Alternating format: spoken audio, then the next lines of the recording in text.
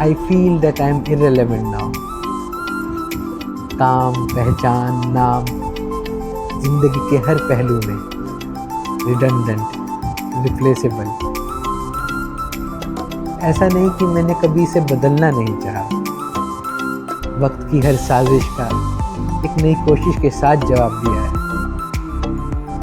पर अब और नहीं होता। मैं लड़ने से पहले ही हार मान लेता हूँ, क्योंकि मुझे जीत बेमानी लगती है।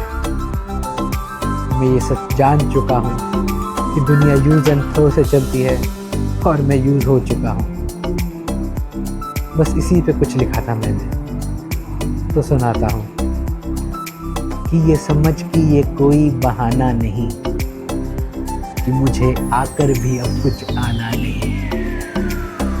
नई मंजिल का ख्वाब दिखाने वाले अब मुझको सफर पर जाना नहीं। कुछ खामियां भी जरूरी हैं, मैं पीछे रह गया तो क्या हुआ। मुझको अब इंसान बनना है, खुद को काबिल और बनाना नहीं। माना बाजार में चलता है नए खिलौनों का कायदा। कुछ देर और मुझको साथ रख, मैं इतना भी पुराना नहीं, मैं इतना भी पुराना नहीं।